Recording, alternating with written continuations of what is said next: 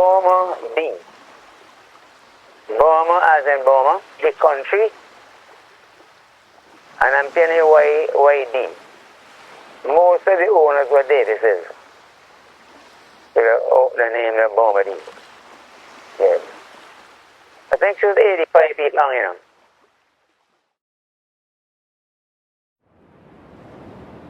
In those days, they were island schooners trading. So that is how I got the man in the first place. There was not a crew on the boat. I wasn't supposed to be there. There were 7 of us. And I was down in my cabin when I heard big stones and drums of water. Next thing the boat was upside down. It didn't just sink, it turned upside down. And the bottom of the ship was above the water, floating for a long, long time. I swam for 2 days. I had a cabin door. That's out in the ocean, hundreds of feet deep. This thing is amazing to me, it's puzzling to me, because I was the only survivor.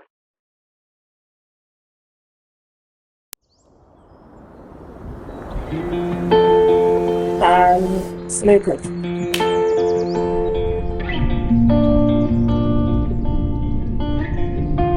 My name is Orton King.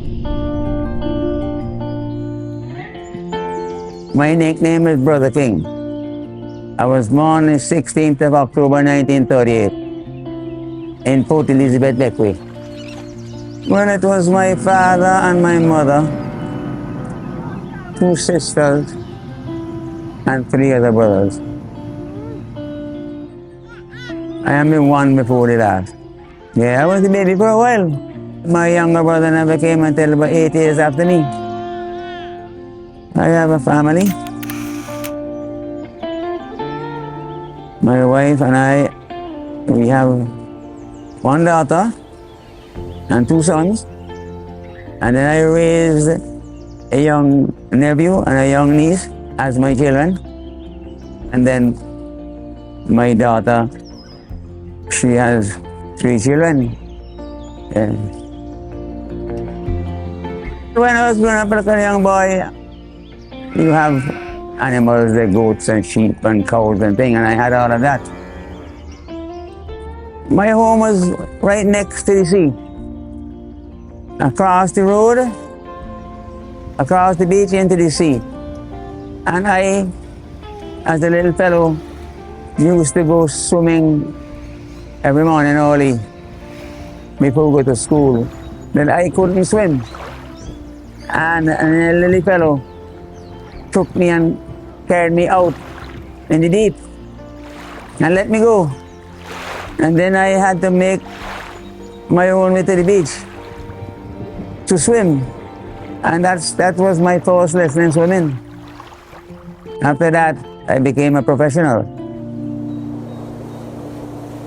In those days, they were island schooners trading, like from Trinidad to Martinique, from Trinidad to Barbados and so forth.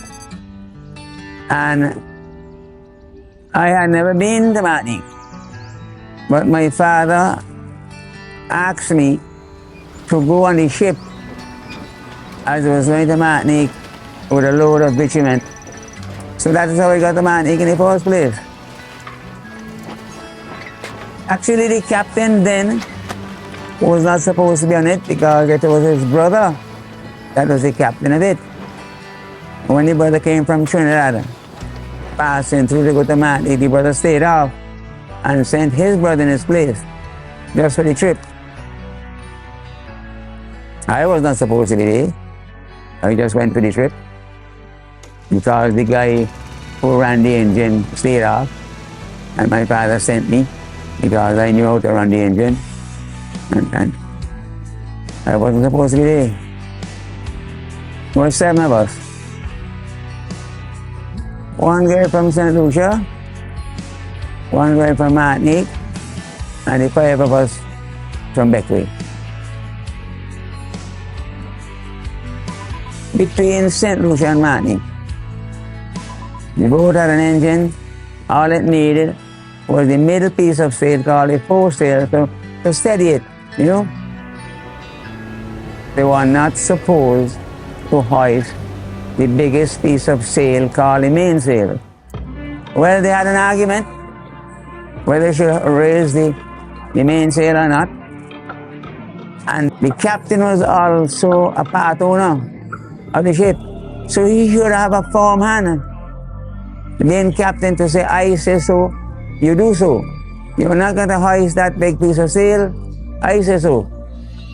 But that a big argument, man pull knife and all kind of thing. And then the owner went in his bunk to sleep. That was foolish. He should have stayed out on the deck to control these crazy people. They hoisted the sail, which is the mainsail. And it wasn't 10 minutes after. A gust of wind came down. It was before morning, you know. A gust of wind came down, and I think it was what they call a water spout.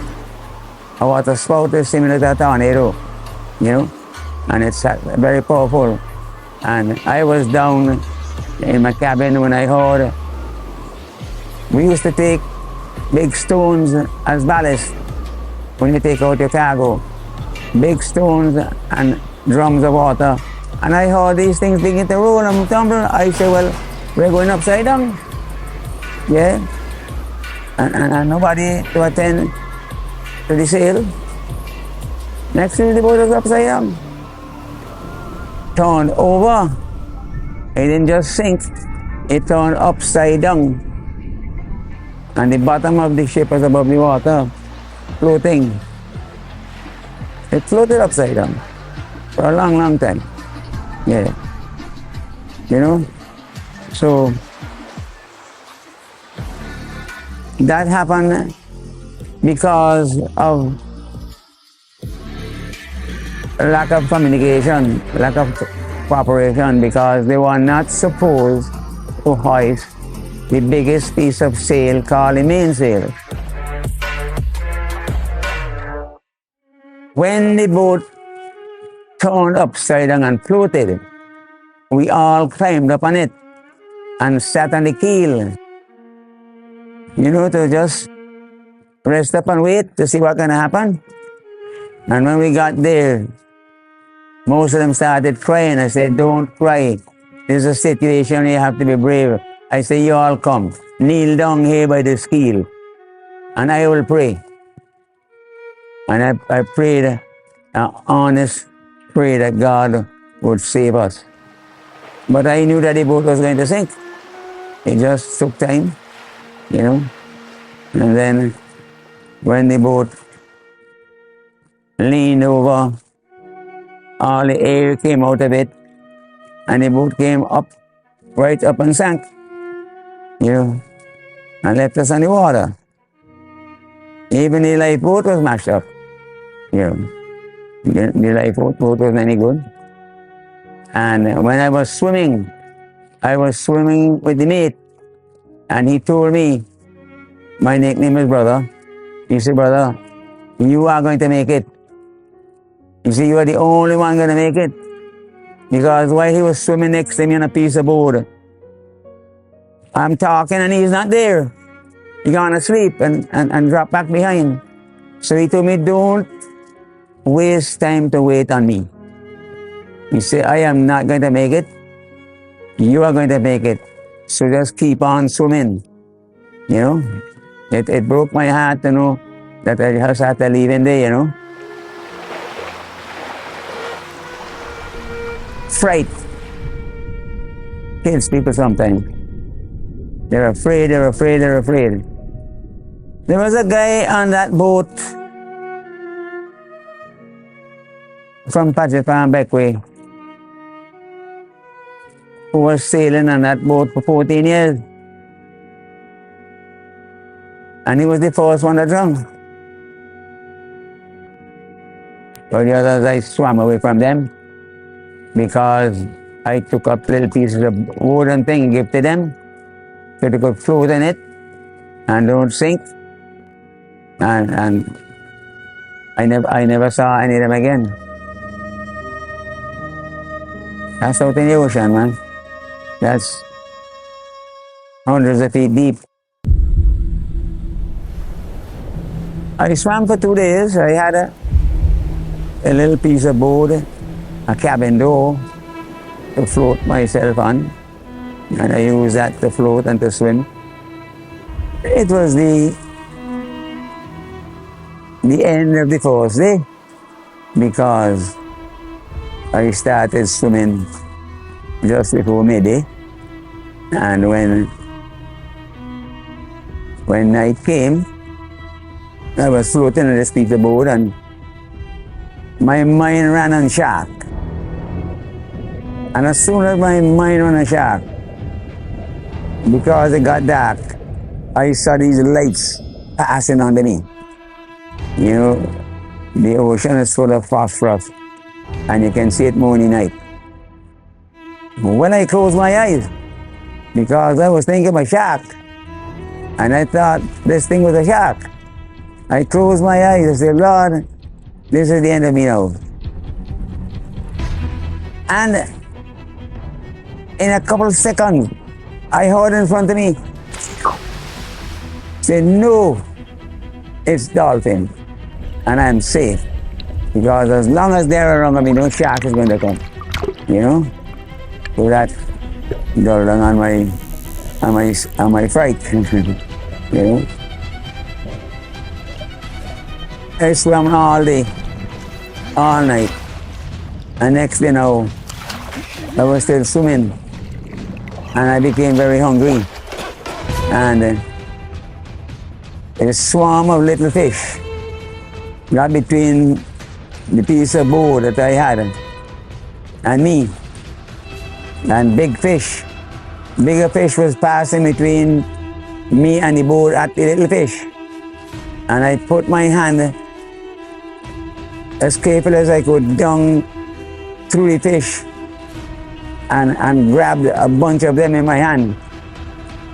And then I threw them in my mouth and I chewed them up. And when I chewed them up, that I spat it out, a booby board landed on my head to dive down and pick up what I spit out. You know, I tried my best to grab the booby board because I would have eaten that, you know, but it was too quick for me. The other way, I got thirsty and a heavy shower of rain came down and I put my head up and opened my mouth and those few drizzles of rain that went in my mouth tasted so good. It satisfied me, man. I was hoping that the rain would fall longer, but there was a little bit of water that I got from that.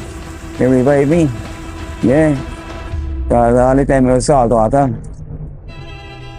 I tried every skill, everything I could think about, I tried, you know. When I was young and strong, and I didn't have the thought of drowning or dying, you know. There was on the surface of the water floating this piece of board and swimming with it. I take this piece of board along like that and wide so, and I push it away in front of me and swim towards it and push it and swim towards it. Exercise, huh? Yeah. Everything I could think about, I tried. Yeah. I'm here today because I tried. And on the evening of the second day, I managed to get close to the beach in Mutiny. And fishermen on the beach, getting their boats ready for the summer ahead, and thought it was a turtle. And they got in their boat and came out, and it wasn't a turtle, it was me. They picked me up. This thing is amazing to me, it's puzzling to me, because when they got there, they met me floating unconscious. How could I float unconscious and don't sink? You know? It was a miracle. It was. I was the only survivor. I was the only survivor. I was born raw I was blistered like fresh beef. So I needed special care. The 2 doctors that attended to me when I went to the hospital said they never had a case like that. They had cases with fire and hot water and so, but sunburn, they never deal with it. After that, 36 days, my whole life has changed. I built a boat, 44 feet long, twin screw, 2 engines, and started buying fish with a Mutiny because I had so many friends there. People who visited me in the hospital and so, you know, and it's then that I made a trade out of it. Yeah, I'll give you a story. When the 3 guys came out in their canoe to pick me up, it was 2 men and a boy. And many years after, when I started doing a trade to Martinique to sell fish in my boat, my friend in Martinique was the journalist, the reporter, and he interviewed me and he wrote it in the Sunday morning newspaper. Now, those people thought it had just happened, you know? And then when I went back to Martinique, this young man come to me, he said, "King, I was a little boy in the boat when they picked you up." Boy, he make tears come in my eyes. You know, let's go look at that. A little boy jumped in the boat with them. He's a big man now coming to buy my fish to make a living, and could tell me, as he saw the newspaper, he was a little boy. It was me, you know. And now that I'm doing this, I say, well, look at that. God is a good God. He inspired people to come out to look for a turtle. Now I'm saved. I'm saving turtles, you know.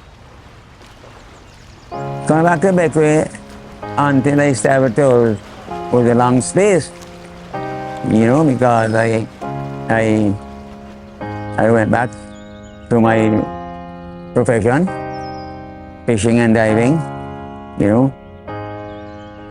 Before I did that, for my skin to toughen up, I took over this whole plantation on here, spring and industry.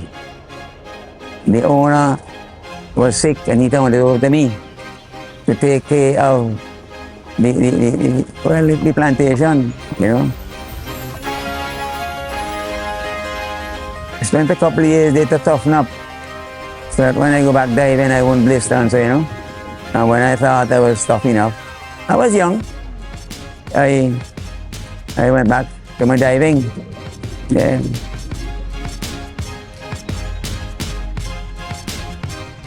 This turtle thing, I had finished with the sea. I had finished with diving and fishing and boating. And there was nothing out here, like no house. And I have children and grandchildren. And then my wife's brother, he has children, and I had brought home a big tent from America.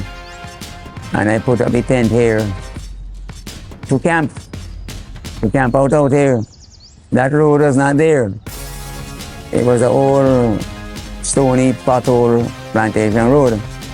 Yeah, and one night in my tent I was alone, and I felt like drizzles of rain on my feet.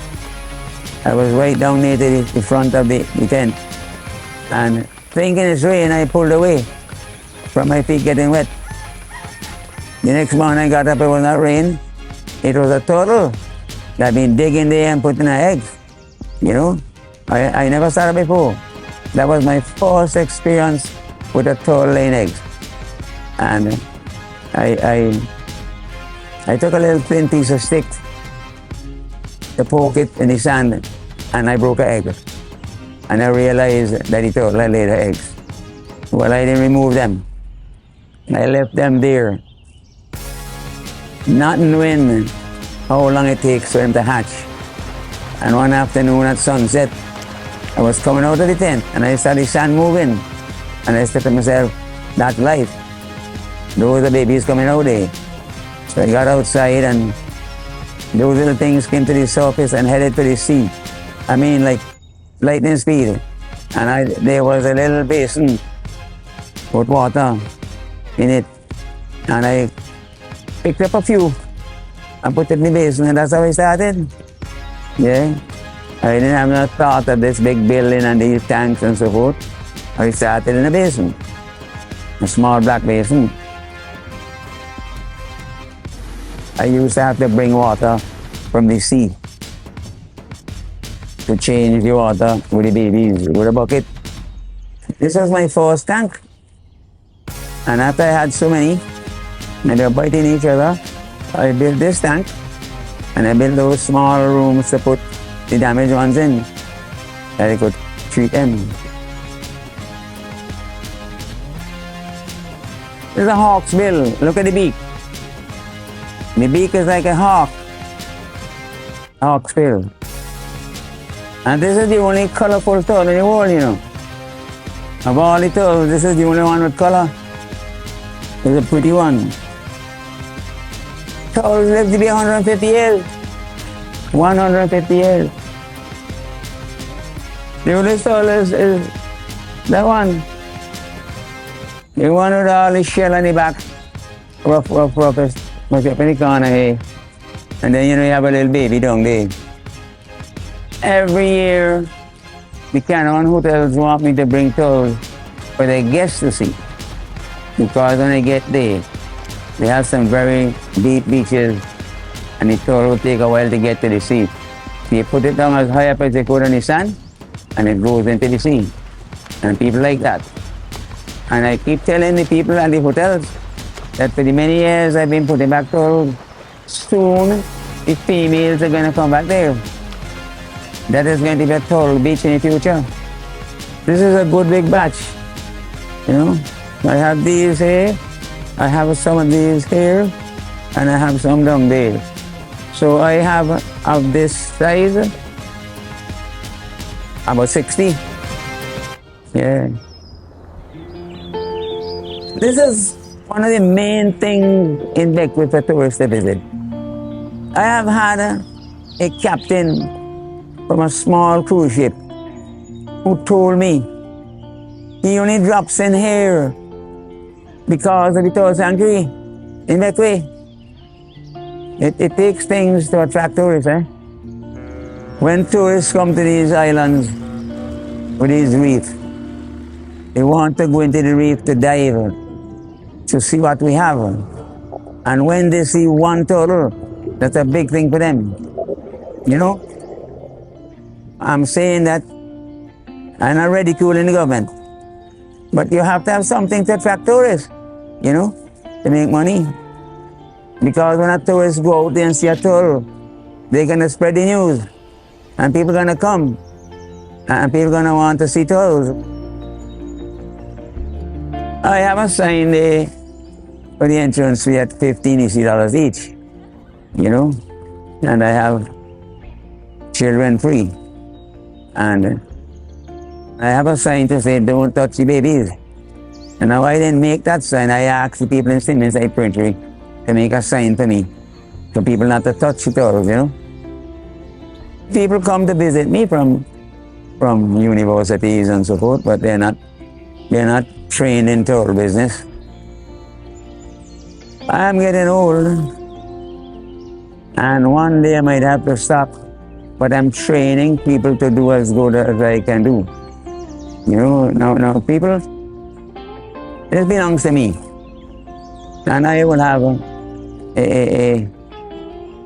a certain expression when I'm talking about this. But if I train people to run this, they won't have that expression. But then I have trained quite a few people to do this. The young man I have here now, he is new. He just came now for 2 weeks, and I'm training him. I'm teaching him how to talk to people, to be polite and courteous, You know, you just need a strong man to pump water and things like that. Yes. The rest of it is in the hands of God. How long I will live or how soon I'll die, that's up to God.